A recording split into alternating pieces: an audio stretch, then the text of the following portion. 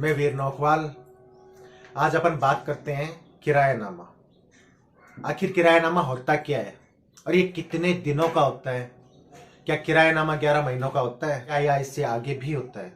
आज अपन बात करते हैं किरायानामे पे। तो आखिर किरायानामा है क्या? ये दो पक्षों में समझौता होता है।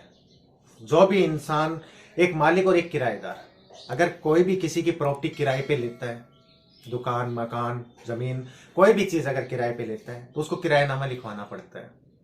और किरायानामा अधिकतर 11 महीनों का ही लिखते हैं। अब वो क्यों लिखते हैं, ये वीडियो आप पूरा देखना, उसके अंदर आपको पूरी डिटेल मिलेगी कि किरायानामा 11 महीनों का क्यों लिखते हैं।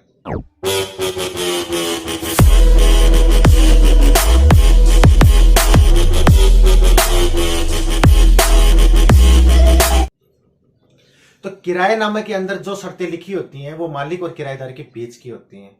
उनमें कुछ शर्तें ऐसी होती हैं कि भाई ये चीजें वो निकाल नहीं सकता, उसको किसी प्रकार का दबाव नहीं दे सकता, कोई भी प्रकार से मालिक टॉर्चर नहीं कर सकता किराएदार को, इसलिए किरायानामा लिखाया जाता है।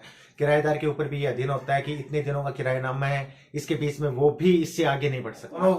दोनों पे पाबंदियां होती हैं एक तरह की, वो होता है किरायानामा। किरायानामा 11 महीनों का लिखवाते हैं लोग। आखिर 11 महीनों का क्यों लिखवाते हैं, ये बात आपको जानना बहुत ज्यादा जरूरी है। 11 महीनों का ही किरायानामा क्यों लिखवाते हैं? इससे पहले मैं आपको एक बात बता दूं, अगर आप किरायानामा लिखवा रहे हो और किरायानामा आपका 11 महीने का है या कम का है या ज्यादा का है, अगर कोई भी मालिक अगर आपको किसी प्रकार से कोई टॉर्चर करता है, जैसे आपसे पकड़ी मांगता है या एडवांस पैसे मांगता है या आपको निकालने की धमकी देता है,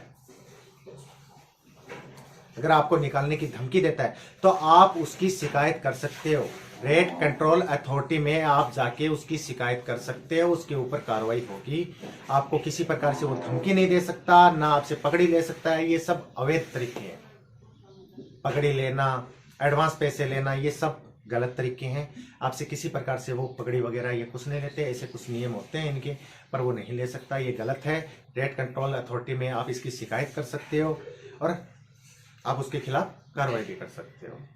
अब बात करते हैं कि किरायानामा 11 महीने का ही होता है क्या? आखिर किरायानामा 11 महीने का क्यों लिखवाते हैं? किरायानामा 11 महीने का इसलिए लिखवाते हैं कि इंडियन रजिस्ट्रेशन एक्ट धारा 17 में इसका उल्लेख दिया हुआ है कि अगर कोई भी 11 महीने से ज्यादा किरायानामा है, अगर वो करवाता है तो उसकी रजिस्ट्री करवानी अनिवार्य है। ऐसा उसमें उल्लेख दिया हुआ है, धारा 17 में इसका उल्लेख दिया हुआ है। इंडियन रजिस्ट्रेशन एक्ट में धारा 17 में इसका उल्लेख है कि कोई भी 11 महीने से अगर ज्यादा किरायानामा है तो उसकी रजिस्ट्री करवाना अनिवार्य है। अन्यथा ऐसा कोई भी कहीं भी ऐसा नियम नहीं है कि किरायानामा 11 महीने का ही हो। वो कितने का भी करवा सकता है, 20 साल का करवा सकता है, 10 साल का करवा सकता है, 15 साल का करवा सकता है, 50 साल का करवा सकता है, परंतु 11 महीने के बाद उसकी रजिस्ट्री करवानी अनिवार्य है। इसलिए लोग इस झंझट से दूर रहने के लिए अधिकतर किरायानामा 11 महीने का ही करवाते हैं।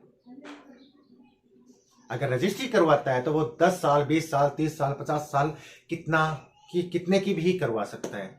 ऐसा कोई नियम नहीं है कि किरायानामा सिर्फ 11 महीने का होता है। किरायानामा कितने भी साल का हो सकता है, पर झंझट ना हो, आगे कहीं जाने की दिक्कत नहीं हो और हो तो सिंपल तरीके से ये सिर्फ 11 महीने का ही लिखित करते हैं। यह होता है किरायानामा। अब हम बात करते हैं कि किराएदार मालिक बन सकता है? नहीं, वो कभी भी मालिक नहीं बन सकता। जो अपनी जमीन, दुकान, मकान अगर उनका जिसके नाम भी वो है और जो मालिक है वही मालिक रहेगा, किराएदार कभी भी मालिक नहीं बन सकता। ये बात हमेशा ध्यान रखना। अगर वो उस जमीन को खरीद लेता है, तो उसको किराएदारी छोड़नी होगी, तभी वो मालिक बन सकता है, अन्यथा वो मालिक कभी नहीं बन सकता। तो ये बात याद रखना, किराएदार किराएदार होता है और मालिक मालिक होगा। किराएदार कभी भी मालिक नहीं बन सकता।